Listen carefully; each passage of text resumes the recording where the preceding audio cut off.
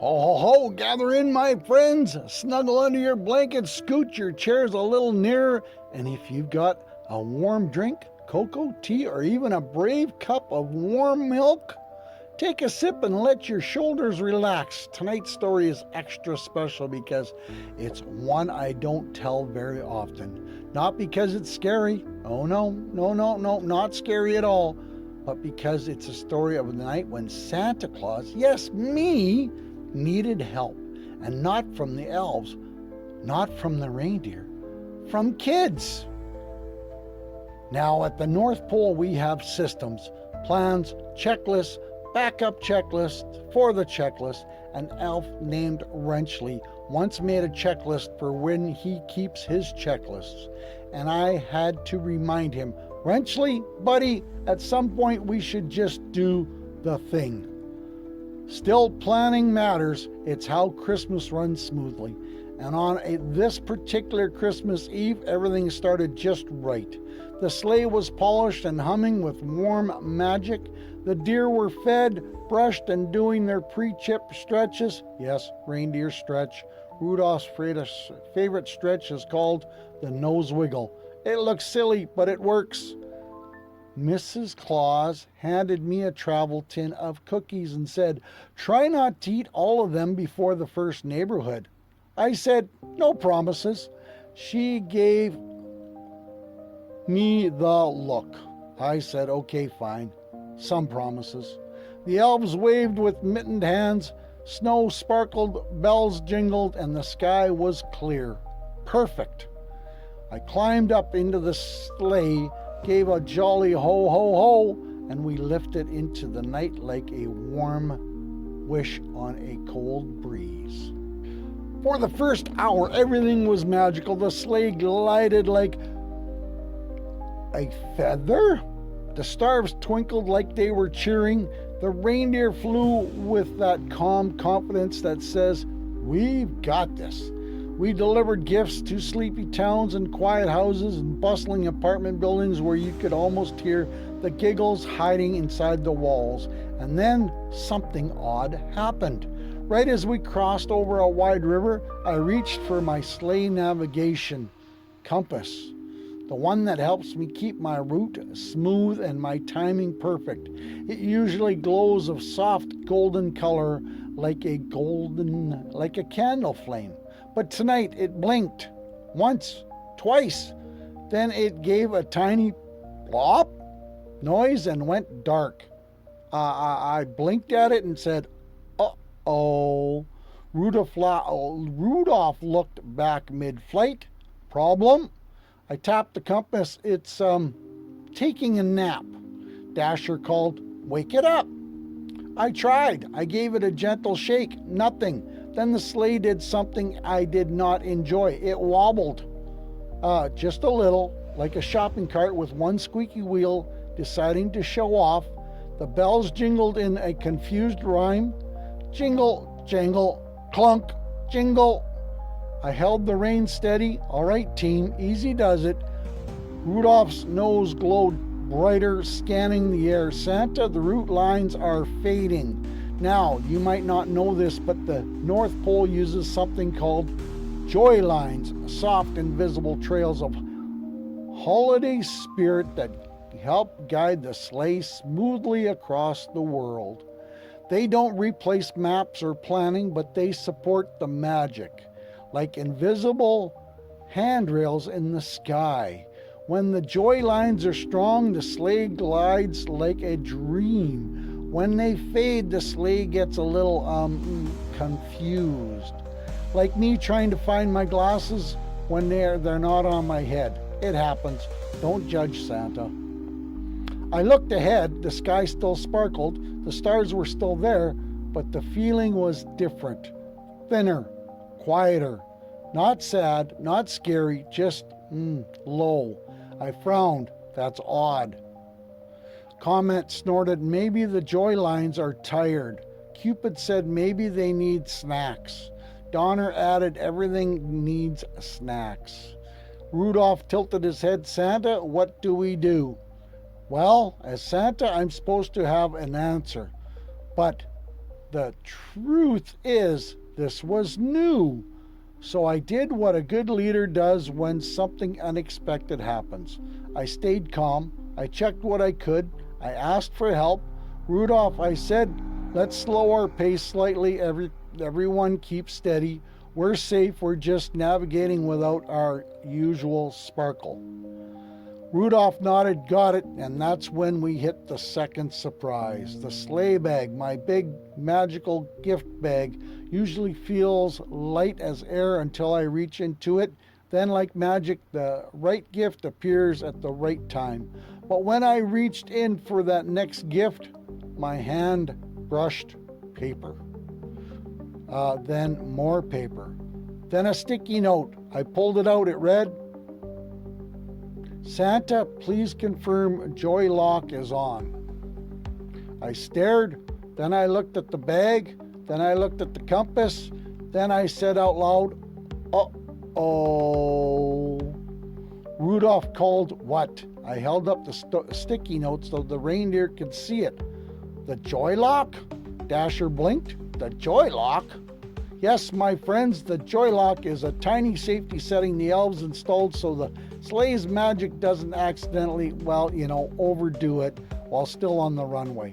Think of it like a cap on a marker so you don't draw Christmas cheer on the walls before you're ready. You're supposed to turn it off right before takeoff. Guess who did not turn it off? That's right, me, Santa Claus. I sighed the deepest Santa sigh. I left the Joy Lock on. There was a long pause. Then Prancer said very politely, Santa, you are adorable. That, I said, is not the word I would choose. Rudolph's nose flickered like it was trying not to laugh. Can we turn it off now? I checked the dashboard. The Joy Lock switch was there, but it was stuck. Frozen. Not with scary ice, just one of those stubborn little freezes that happens when a button gets bumped and the wind says, oh yeah, try moving now. I wiggled it, nothing. I tried gently, nothing.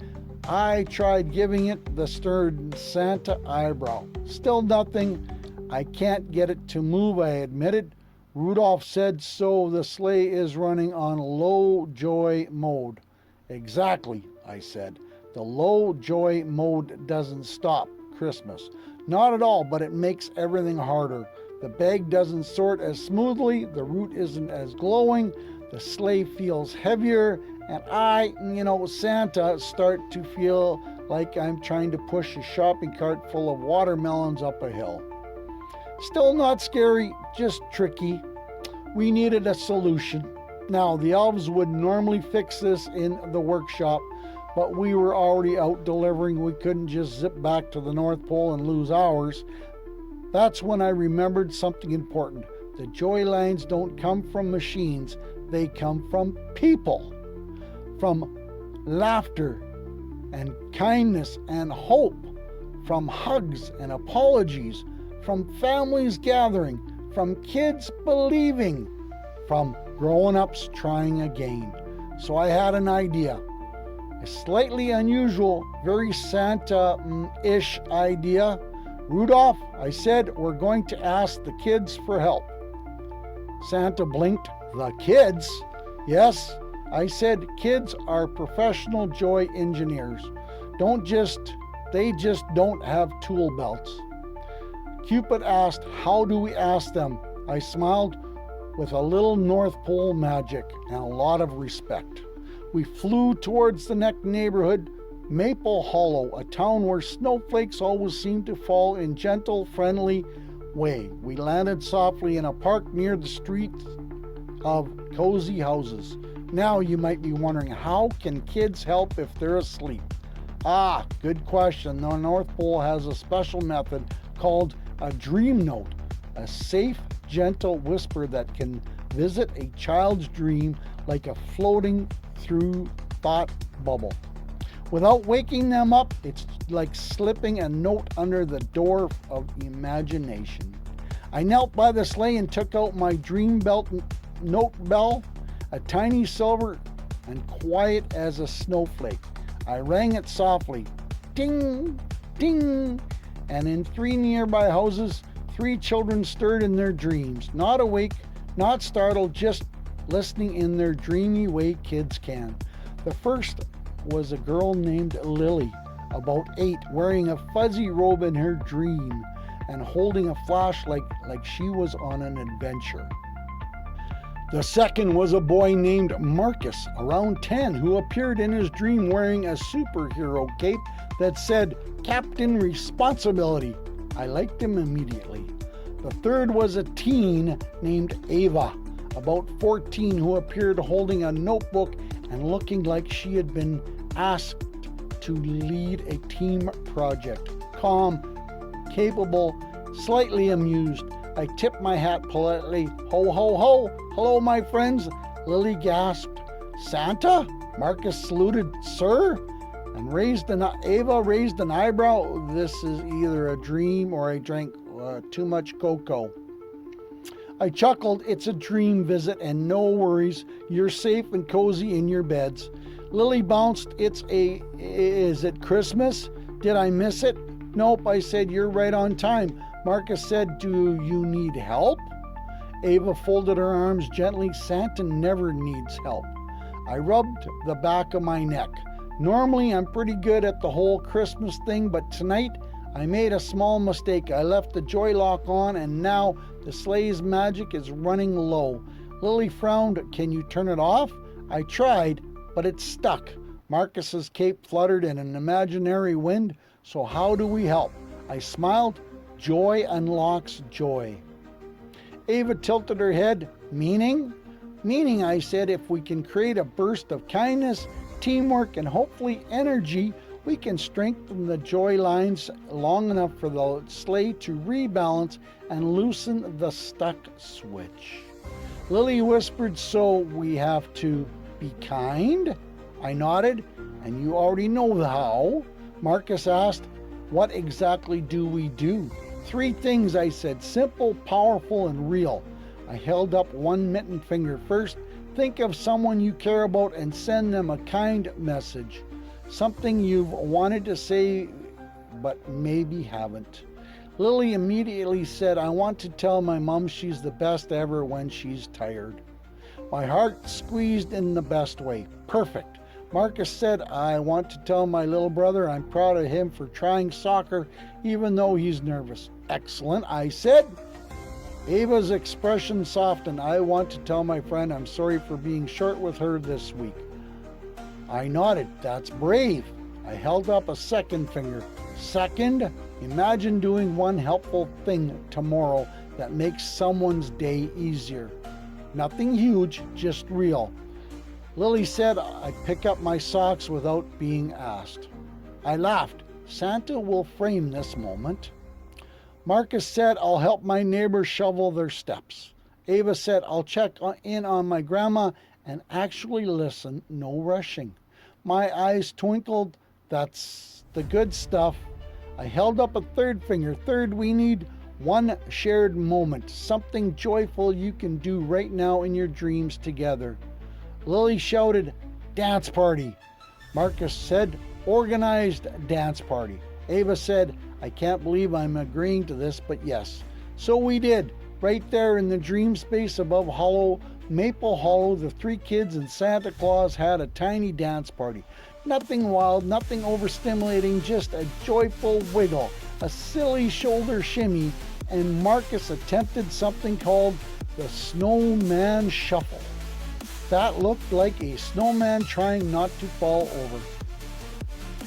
Lily giggled so hard she nearly dropped her dream flashlight. Even Ava smiled big. Down by the sleigh, the reindeer watched the air shimmer softly as the joy lines brightened around us. The bells jingled clearer. Jingle, jingle, jingle. Rudolph's nose glowed warm and steady. Santa, it's working! I looked at the joy lock switch. It trembled, then clicked. It loosened. I flipped it gently off. The sleigh gave a happy hum like it had been holding its breath and finally exhaled. The gift bags sparkled and felt light again. The route lines lit up ahead, gentle, glowing, trails like lanterns in the sky. I looked back at the kids in the dream space and tipped my hat. You did it, I said. Lily cheered. We saved Christmas. Marcus puffed his cape. Captain Responsibility reporting success. Ava smiled. So kindness is literally power? I nodded. It always has been. Before the dream faded, I said softly, thank you, not for just helping me tonight, but for choosing to be kind of people who make the world brighter. Lily yawned. Can I have a hug? In your dream, I asked. Yes. I opened my arms and Lily ran into a big, warm Santa hug. Marcus asked, can I have a handshake? Absolutely, I said, shaking his hand firmly. Ava hesitated and then said, can I have a nod of respect? I grinned. The highest honor. We nodded, serious, respectful. Then Ava laughed. Okay, maybe a hug too. Ho, ho, ho, now you're speaking my language. The dream space softened like a blanket. The kids drifted back into a peaceful sleep, carrying those kind intentions like little lanterns in their hearts. Back in the sleigh, I looked at my team. Well, I said, we're back in full magic. Rudolph smiled. Santa, maybe you should keep the joy lock note on your glove. I already taped it there, I said, holding up my mitten. Sure enough, a sticky note. The reindeer laughed. We lifted into the sky again, gliding smoothly along glowing joy lines, delivering gifts with ease and warmth and steady cheer. And everywhere we went after that, I noticed something. Not just the sparkle, not just the magic. I noticed the people. A dad quietly setting out water for the mail carrier who worked late. A teen helping her little sister wrap a gift. A kid leaving a note for his teacher that said, thank you for believing in me. Little acts, big heart. That's what truly powers Christmas. And yes, my friends, Santa learned something too. Even Santa needs help sometimes. And that's okay, because asking for help isn't weakness, it's wisdom. And anticipating help, especially from, accepting help. And accepting help, especially from kids, reminds you that the world is full of quiet heroes in pajamas. Ho, ho, ho! Here's the moral of the story. Kindness is real, magic, and it grows stronger when we share it on purpose. When Santa faced a problem he couldn't fix alone, the kids helped by choosing empathy, responsibility, and teamwork. Simple actions that created powerful joy. This reminds us that it's brave to ask for help, wise to listen, and important to use our hearts to lift others up. Because when we practice kindness and courage, even small choices can brighten the world and guide us through any challenge. Wow, boys and girls, mums and dads. Wasn't that amazing? Santa liked that story. So, I hope you did too. And I hope you'll tell your friends that you've heard a wonderful story by Santa Papa John at Storytime by Santa. Ho, ho, ho! Santa loves you.